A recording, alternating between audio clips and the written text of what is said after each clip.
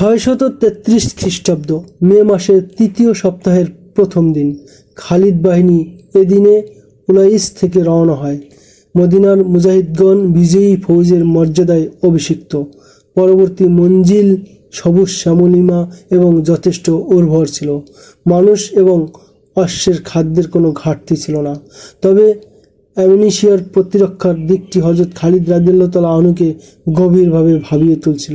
শহরের প্রাচীর আর কেল্লা শৃঙ্গ নজরে আসতে থাকলে হযরত খালিদ রাদিয়াল্লাহু তাআলা আনহু সৈন্যদের থামার নির্দেশ দেন। হযরত মুসান্না রাদিয়াল্লাহু তাআলা আনহু মূল বাহিনী থেকে আগেই পৃথক হয়ে গিয়েছিলেন। তিনি গেরিলা আক্রমণে অত্যন্ত পটু ছিলেন। অনুগত বাহিনীও তার সাথে সাথে ছিল। হযরত খালিদ রাদিয়াল্লাহু তাআলা আনহু তার কাঁধে এই দায়িত্ব অর্পণ করেন যে কোনো বেশে কিছু লোক অ্যামিনিশিয়া পাঠিয়ে সেখানে কত সৈন্য আছে তা জানতে চেষ্টা করুন। একটু পরেই হযরত মুসান্না রাদিয়াল্লাহু তাআলা আনহু ফিরে আসেন।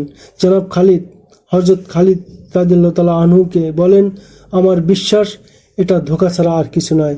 মনে হয় ইরানিরা সম্মুখ যুদ্ধ এড়িয়ে এখন থেকে ধোঁকা এবং প্রতারণামূলক লড়াইয়ের সিদ্ধান্ত নিয়েছে। আগে তো বলো তুমি কি দেখে এসেছো? হযরত খালিদ রাদিয়াল্লাহু তাআলা আনহু ব্যস্ত হয়ে জিজ্ঞাসা করেন, আর সে ধোঁকা কেমন যা ইরানিরা আমাদের দিচ্ছে? পুরো শহর ফাঁকা। হযরত মুসান্না রাদিয়াল্লাহু তাআলা আনহু বলেন, শহরের ফটক উন্মুক্ত, কেল্লা শৃঙ্গ এবং প্রাচীরে একজনেরও পাত্তা নেই। তোমার লোকেরা শহরের ভেতরে গিয়েছিল? হযরত খালিদ রাদিয়াল্লাহু তাআলা আনহু জানতে চান।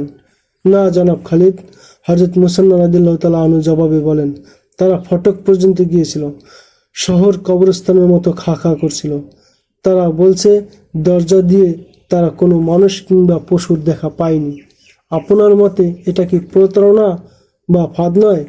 হ্যাঁ ইবনে হারেসা, হযরত খালিদ রাদিয়াল্লাহু তাআলা আনহু বলেন, তোমার লোকদের ব্যাপারে আমি এই সন্দেহ করতে পারি না যে তারা মিথ্যা বলছে।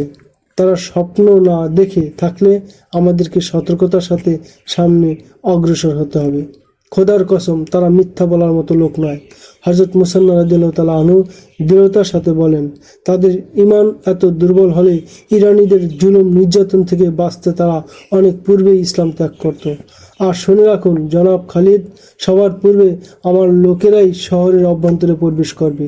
যদি এটা ধোঁকা, ফাঁদ কিংবা প্রতারণা হয়ে থাকে তবে এর শিকার প্রথমে আমার লোকেরাই হবে। আপনার সৈন্যরা নিরাপদে থাকবে। হযরত খালিদ রাদিয়াল্লাহু তাআলা আনহু তার সালারদেরকে ডেকে পাঠান এবং তাদেরকে অবহিত করেন যে অ্যামিনিশিয়া ফাঁকা, জনশূন্য, এটা প্রতারণা হতে পারে। ধোঁকা এই ছাড়া আর কি হবে যে শহরের ফটক খোলা দেখে আমরা তার মধ্যে ঢুকে পড়ব। হযরত খালিদ রাদিয়াল্লাহু তাআলা আনহু বলেন, সবাই ঢুকে পড়লে হঠাৎ দরজা বন্ধ হয়ে যাবে আর আমরা অবরুদ্ধ হয়ে যাব। আমরা শীঘ্রই শহরে আক্রমণ করতে যাচ্ছি। ইবনে হারেসা হযরত খালিদ রাদিয়াল্লাহু তাআলা আনহু হযরত মুসান্না রাদিয়াল্লাহু তাআলা আনহুকে সম্বোধন করে বলেন, তোমার বাহিনী মূল সৈন্যদের থেকে দূরে থাকবে। তোমার দৃষ্টি সর্বদা সৈন্যদের উপর থাকবে। দুশমন কোথাও হতে বের হয়ে এলে তোমার বাহিনী নিজেদের যোগ্যতা অনুযায়ী হামলা করবে। গেরিলা ধরনের আক্রমণ তারা করতেই থাকবে। তোমাকে আর বেশি কিছু বলার প্রয়োজন আছে বলে মনে করি না। অবশিষ্ট সৈন্যকে তিনি 3 ভাগে ভাগ করে ফেলেন। পূর্বের মতো ডান এবং বাম বাহিনীর নেতৃত্ব হযরত আসিম বিন আমর রাদিয়াল্লাহু তাআলা আনহু এবং হযরত আদি বিন হাতেম রাদিয়াল্লাহু তাআলা আনহুকে রাখেন। তবে এবার তাদের দায়িত্ব ছিল ভিন্ন।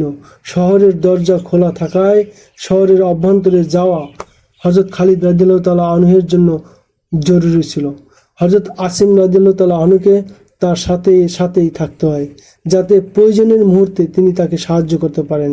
হযরত আদি রাদিয়াল্লাহু তাআলা আনহু এর নেতৃত্বাধীন বাহিনীকে কেল্লার চতুর্দিকে ছড়িয়ে রাখতে বলা হয়। পরিকল্পনা চূড়ান্ত এবং সকলের পজিশন ও দায়িত্ব বন্টন শেষে হযরত খালিদ রাদিয়াল্লাহু তাআলা আনহু সামনে এগিয়ে যাবার নির্দেশ দেন।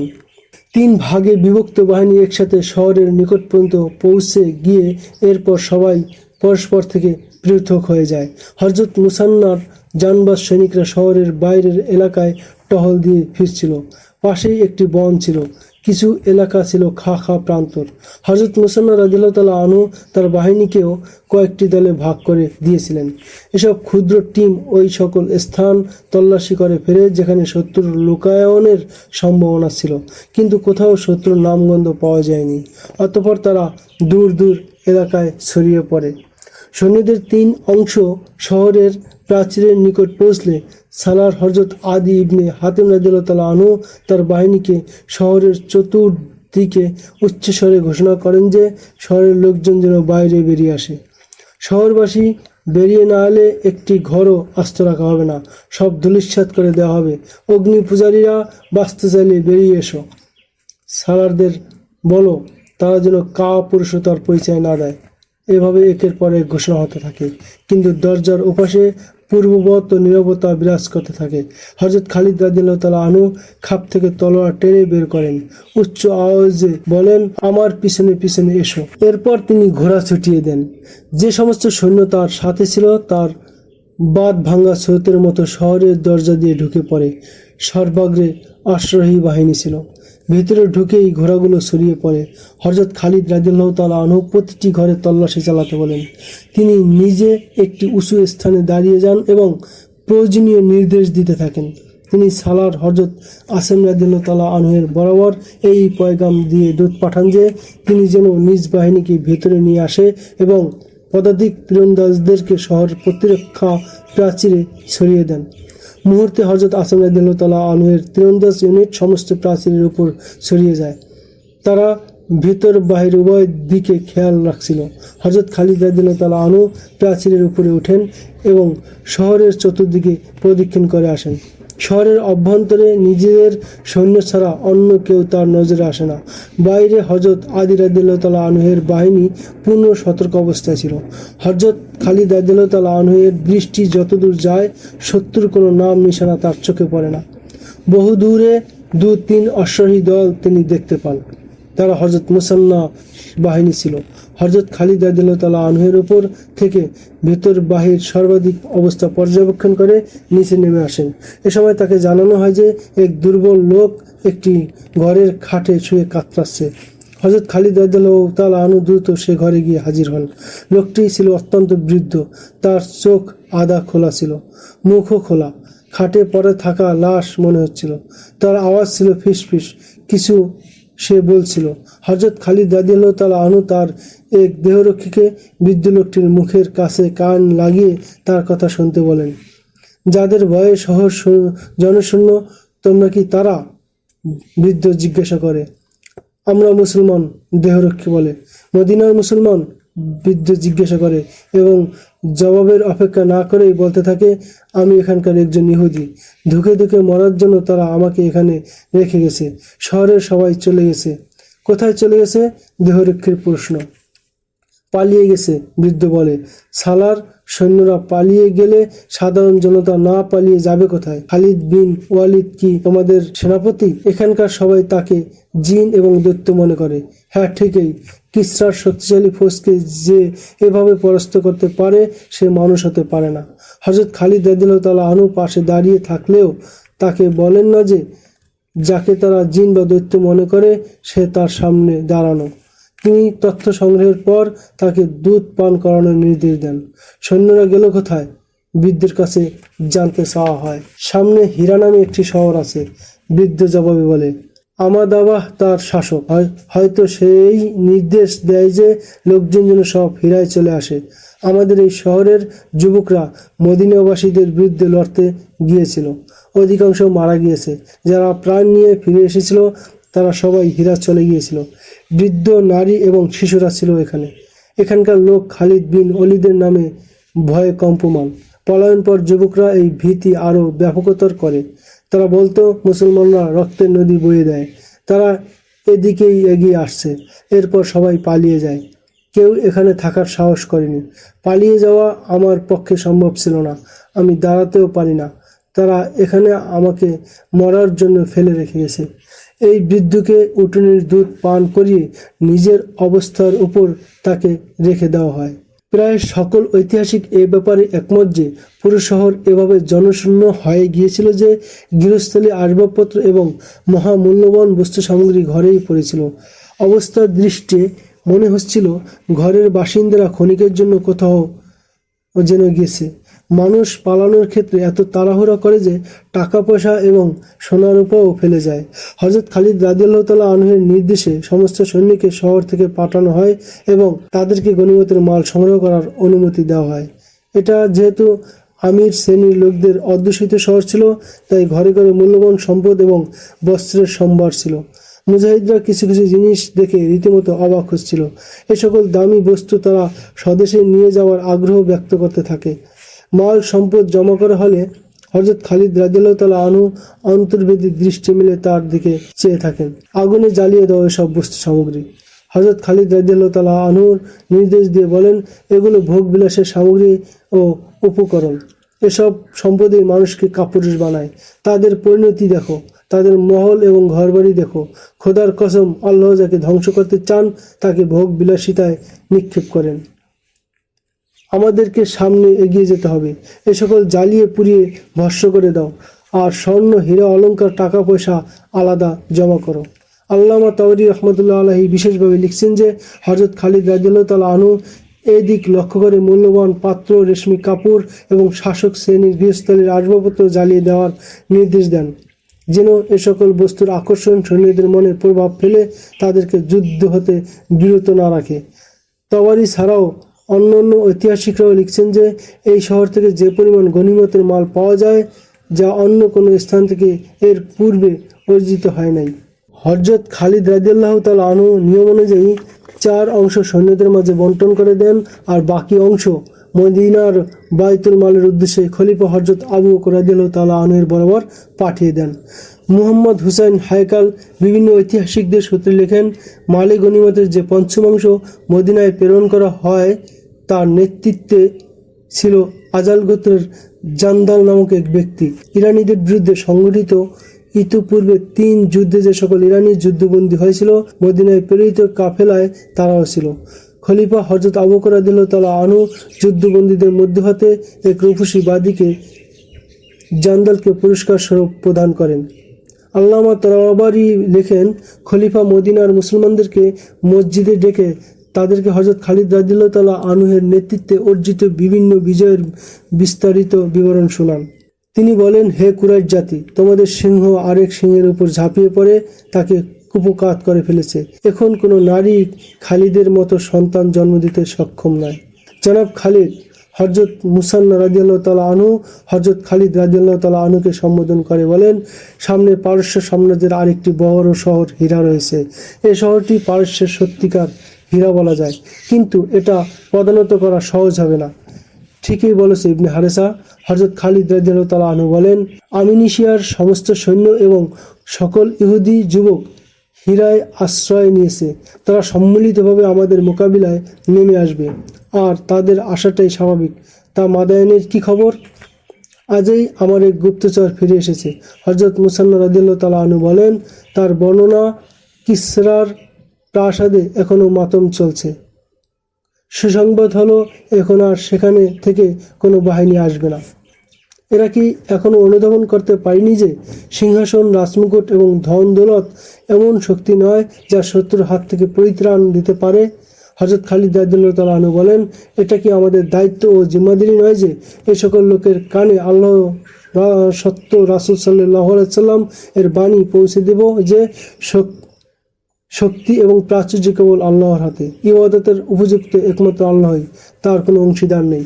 হ্যাঁ জনাব খালিদ, হযরত মুসান্না বলেন, আল্লাহর পয়গাম তাদের পর্যন্ত পৌঁছে দেওয়া অবশ্যই আমাদের দায়িত্ব ও কর্তব্য। এর সাথে আমি ওই সম্ভাবনারও শিকড় উপড়ে ফেলতে চাই যা ইসলামের জন্য ক্ষতির কারণ হয়ে উঠতে পারে। হযরত খালিদ রাদিয়াল্লাহু তাআলা আনহু বলেন, কুফরের মূলোৎপাটন আমাকেই করতে হবে। ইসলামী ইতিহাসে এই প্রাথমিক যুগটি বড়ই স্পর্শকাতর ছিল।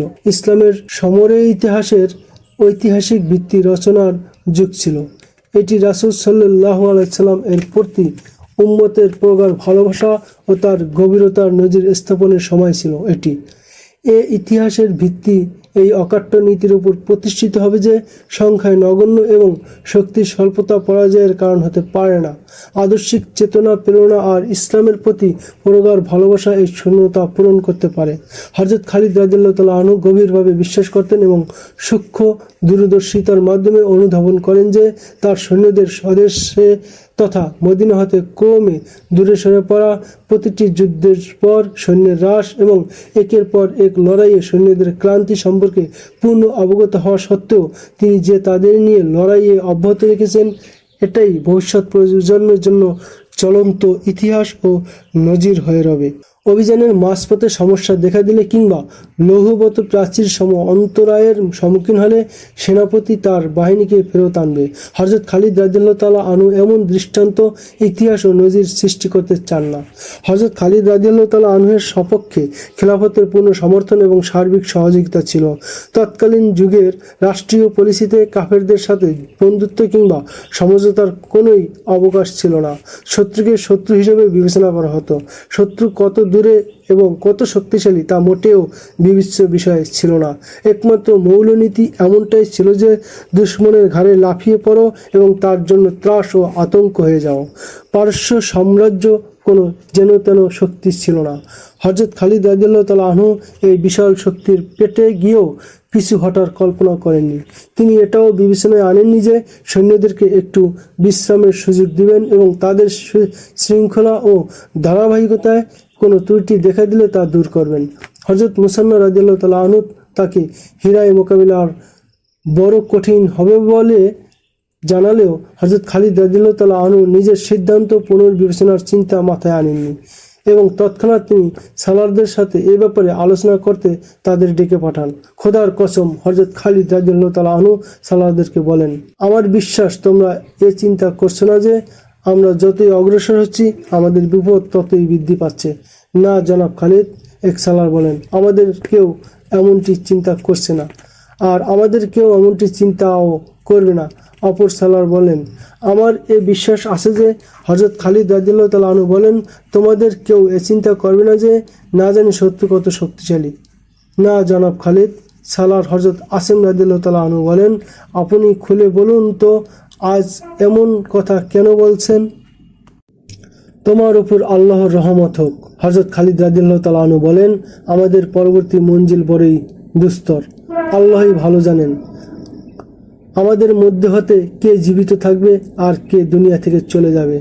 মনে মনে কল্পনা করো যে নিজ জিম্মাদারি পালন না করে আল্লাহর সামনে গেলে তোমাদের ঠিকানা বড়ই খারাপ হবে। তোমরা ভালো করেই জানো যে সেই ঠিকানা কি এবং কেমন। যে দৃষ্টান্ত আজ তোমরা রেখে যাবে তা পরবর্তী প্রজন্মের জন্য উত্তরাধিকার হিসেবে বিবেচ্য হবে, আর এই দৃষ্টান্ত ইসলামের অস্তিত্ব সুরক্ষা কিংবা ধ্বংসের কারণ হবে। ইসলামের স্থায়িত্ব এবং তাকে চিরসমুন্নত রাখতে আমাদের লড়তে হবে। কুরআনের নির্দেশ স্মরণ করো, কুফরি ফিতনা জগতে বিদ্যমান থাকা নাগাদ তোমরা অবিরত লড়তে থাকো, আর শত্রু যখন অস্ত্র সমর্পণ করে তোমাদের কাছে আত্মসমর্পণ করে তখন তাদের ক্ষমা করবে। অতঃপর তাদেরকে এমন কঠিন শর্তে পালন বাধ্য করো যাতে সে আর সবল দিতে না পারে এবং তার অন্তর আল্লাহর রাসূল সাল্লাল্লাহু আলাইহি সাল্লামের প্রেমিকদের ভয়ে কাঁপতে থাকে। সালারদের প্রেরণা নতুনভাবে চাঙ্গা করে হযরত খালিদ রাদিয়াল্লাহু তাআলা আনহু তাদের বলেন যে সামনে ইরানীদের একটি বড় সামরিক ঘাঁটি রয়েছে, এর নাম হীরা। এখানকার শাসক আজাদ বাহ প্রচুর সৈন্য সমবেত করে রেখেছে। ইরানীরা প্রথম যুদ্ধে অসংখ্য নৌযান নিয়ে এসেছিল, সেগুলো বর্তমানে মুসলমানদের অধিকারে আছে। হযরত খালিদ রাদিয়াল্লাহু তাআলা আনহু এ সকল নৌযানে করে মুজাহিদদেরকে হীরায় নিয়ে যাওয়ার সিদ্ধান্ত নেন। পানিপথে তুলনামূলক সহজ, নিরাপদ ও নিকটবর্তী ছিল। এটাই ছিল সর্বপ্রথম যুদ্ধ, যে যুদ্ধে মরুভূমির সিংহরা দরিয়ার পিঠে সওয়ার হয়। নৌযানে আরোহিত সৈন্যদের হেফাজতের জন্য হযরত খালিদ রাদিয়াল্লাহু তাআলা আনহু এই ব্যবস্থা করেন যে নদীর উভয় তীরে ধরে 100 থেকে 150 অশ্বারোহীর ব্যবস্থা রাখেন। তারা গার্ড দিয়ে নৌচারীদের নিরাপদে গন্তব্যে পৌঁছে দিবে। বিজয়ের উন্মাদ সৈন্যরা উজ্জীবিত প্রেরণা এবং ইসলামের ভালোবাসার টানে ফোরাত নদীর বুক চেপে চলছিল। রণসঙ্গীতের প্রতিদিনই ছিল যা ফোরাতের লহরের তালে তালে ভাব বিহ্বলতা সৃষ্টি করছিল। পরে এই সঙ্গীত কালেমা তাইয়্যিবায় বদলে যায়। 18,000 মুসলমানদের এক আওয়াজ, এক অভিলাষ এবং একই প্রেরণা ছিল। তাদের অন্তরে এক আল্লাহ এবং এক রাসূল সাল্লাল্লাহু আলাইহি সাল্লামের ভালোবাসা আর প্রেম ছিল। শত্রু ঘুমিয়েছিল না। হীরার শাসনকর্তা আজাদাবাহ রাতেও নিদ্রা যেত না। সম্রাট উর্দুশেরের মৃত্যুর খবর হীরায় জানানো হয় না। সে এখনো প্রতিটি কথা এবং প্রতিটি নির্দেশ দিতে গিয়ে উর্দুশেরের নাম উচ্চারণ করত। একদিন আজাদাবাহ শহরের প্রতিরক্ষা ব্যবস্থা পর্যবেক্ষণ করছিল। সে শহরের হাজার হাজার সৈন্য সমবেত করছিল। সে ঘুরতে ঘুরতে যে দলের সামনে যেত তাদেরকে জোরে জোরে বলতো, জরথুস্ত্রের কি পাহক, তোমাদের প্রতি যারা কাজিমা, মাজার এবং উলাইসে মরুবুদ্ধদের হাতে পরাস্ত হয়েছে তারা কাপুরুষ ছিল। তাদের মৃতদেহ জরথুস্ত্রের অগ্নিশিখা চাটছে। হে ঈসা মসীহের অনুসারীরা, তোমরা আমাদের সাথে কাঁধে কাঁধ মিলিয়ে লড়তে এসেছো। স্মরণ করো তোমাদের ওই কন্যাদের কথা যারা বাদী হয়ে মদিনায় পৌঁছে গেছে। স্মরণ করো ওই যুবক পুত্রদের যাদের মরদেহের গোশত নেকড়ে, শিয়াল এবং চিল শকুন খেয়ে উদরপূর্তি করেছে, যারা বন্দী হয়ে মদিনাবাসীর গোলামীর জিঞ্জির আবদ্ধ হয়েছে। তাদের কথাও আজ বিশেষভাবে স্মরণ করো। মুসলমানরা বিজয়ের নেশায় নির্ভীকভাবে এগিয়ে আসছে। তাদের জন্য এমন ভয়ঙ্কর বিপদে পরিণত হও যেন তারা প্রাণ নিয়ে পালিয়ে যেতে না পারে। সম্রাট উর্দুশের নিজেই তোমাদের মোবারকবাদ দিতে আসবেন। তিনি তোমাদেরকে পুরস্কার ও সম্মানে ভূষিত করবেন। শহর প্রতিরক্ষা পেয়েছিল তার শৃঙ্গ পরিদর্শনের এক পর্যায়ে সে দূর থেকে এক অশ্বারোহীকে বিদ্যুৎ গতিতে ছুটে আসতে দেখে, দরজা খুলে দাও, আজাদাবাহ চিৎকার করে বলে। এই অশ্বারোহী আমিনিশিয়ার দিক থেকে আসছে। একসাথে একাধিক আওয়াজ উঠে, দরজা খুলে দাও, অশ্বারোহীকে ভেতরে আসতে দাও। আজাদাবাহ অত্যন্ত দ্রুত প্রাচীর থেকে নেমে আসে। অশ্বারোহীর পৌঁছার পূর্বেই নগরদ্বার খুলে দেওয়া হয়। অশ্বারোহীর গতি সুনত না করেই ভিতরে প্রবেশ করে। আজাদাবাহ ঘোড়ার পিঠে ছিল। সে ঘোড়া ছুটিয়ে দেয় এবং আগত অশ্বারোহীর দিকে এগিয়ে যায়। উভয় ঘোড়া পাশাপাশি এসে থামে। কোনো খবর আছে? আজাদাবাহ উৎকণ্ঠিত হয়ে জিজ্ঞাসা করে। তারা আসছে, অশ্বারোহী হাঁপাতে হাঁপাতে বলে। সমস্ত সৈন্য নৌযানে চলে আসছে। অশ্বারোহী হযরত খালিদ বাহিনীর আগমনের খবর দিয়েছিল। নৌযানে? আজাদাবাহ বিস্মিত হয়ে জিজ্ঞাসা করে। বাদ থেকে কত দূরে? অনেক দূরে, অশ্বারোহী জানায়। এখন পর্যন্ত অনেক দূরে আছে তারা। আজাদাবাহর ছেলে সালার ছিল। সে ছেলেকে ডেকে পাঠায়। ছেলের নাম ইতিহাসে পাওয়া যায় না। আজাদাবাহর ছেলে বলে, ইতিহাসে তার উল্লেখ পাওয়া যায়। আজ তোমার অগ্নি পরীক্ষার দিন প্রিয় বৎস, আজাদাবাহ ছেলেকে বলে। এক অশ্বারোহী বাহিনী সাথে নিয়ে তুফানের চেয়েও দ্রুত গতিতে বাঁধ পর্যন্ত পৌঁছে যাও এবং সেখানে গিয়ে ফোরাতের পানি এমনভাবে চুষে নিবে যাতে ফোরাত শুকিয়ে যায়। মুসলিম বাহিনী নৌযানে করে আসছে। দেখব তুমি সেখানে প্রথমে পৌঁছাও নাকি মুসলমানরা। তার ছেলে এক অশ্বারোহী ইউনিট নিয়ে ঝড়ের বেগে শহর ছেড়ে বেরিয়ে যায়। হযরত খালিদ রাদিয়াল্লাহু তাআলা আনহুর বাহিনী বেশ দ্রুত গতিতেই আসছিল। বর্ষার মৌসুম না হওয়ায় নদীতে পানি তুলনামূলক কমই ছিল, তবে নৌযান চলার জন্য যথেষ্ট ছিল। আকস্মিক পানি কমতে শুরু করে। পানি কমতে কমতে একসময় পূর্ণ শুকিয়ে যায় এবং সকল নৌযান কাদায় আটকে যায়। মদিনার মুজাহিদরা এতে শঙ্কিত হয়ে পড়ে। চোখের সামনে এভাবে হঠাৎ করে নদী শুকিয়ে যাওয়া উদ্বেগজনক ব্যাপারই ছিল। হযরত খালিদ রাদিয়াল্লাহু তাআলা আনহু নিজেও চরম দুশ্চিন্তায় পড়েন। মোটেও ঘাবড়াবেন না জনাব খালিদ। কুল থেকে হযরত মুসান্না রাদিয়াল্লাহু তাআলা আনহুর আওয়াজ শোনা যায়। মদিনাবাসী, তোমরা ভীত হও না। নদীর অদূরে একটি বাঁধ আছে। আমাদের শত্রুরা বাঁধের সাহায্যে পানি আটকে রেখেছে। খুবই দ্রুত গতিতে নৌযানের আরোহীরা নৌযান থেকে ঘোড়া বের করে এবং একটি অশ্বারোহী দল জলদি বাঁধ পর্যন্ত গিয়ে পৌঁছে। আজাদাবাহর ছেলে তখনও তার বাহিনীর সাথে সেখানে ছিল। মুসলিম অশ্বারোহী দল তাদের উপর একযোগে চড়াও হয় এবং একজনকেও জিন্দা রাখে না। শত্রু নিধন শেষে মুসলমানরা পানির বাঁধ খুলে দেয়। নৌযান পর্যন্ত পানি পৌঁছে গেলে নৌযানগুলো কাদামুক্ত হতে থাকে। মাঝি মাল্লারা হাল নিয়ন্ত্রণে নিয়ে নেয়। নৌযান ভাসতে এবং সাঁতরাতে থাকে। আজাদাবাহ সুসংবাদের অপেক্ষায় প্রাচীরে দাঁড়িয়ে অস্থির হয়ে উঠছিল। তার এক সালার মাথা নিচু করে নিকটে এসে দাঁড়ায়। বড়ই দুঃসংবাদ এসেছে, সালার বলে। কোথা হতে? আজাদাবাহ হতচকিয়ে প্রশ্ন করে। তবে কি আমার পুত্র? মাদায়েন থেকে সালার তার কথা শেষ করতে না দিয়ে বলে, সম্রাট উর্দুসের মারা গেছে, তবে এই খবর গোপন রাখতে হবে, সৈন্যদের জানানো যাবে না। ইতিমধ্যে এক অশ্বারোহী তাদের নিকটে আসে এবং ঘোড়া হতে নেমে নিয়মতান্ত্রিক শিষ্টাচার পর্ব শেষ করে। কর্তব্য না হলে আনিত সংবাদ মুখে উচ্চারণ করতাম না। আগন্তুক অশ্বারোহী বলে, আমি তা শুনেছি। আজাদা বলে, কিসরা উর্দুসের। না, অশ্বারোহী বলে, আমি এ খবর আনিনি। আমি যে মর্মান্তিক খবর এনেছি তা হলো, আপনার পুত্র বাদের ওখানে নিহত হয়েছে। তার সহযাত্রী সকল অশ্বারোহী মুসলমানদের হাতে নির্মমভাবে মারা গেছে।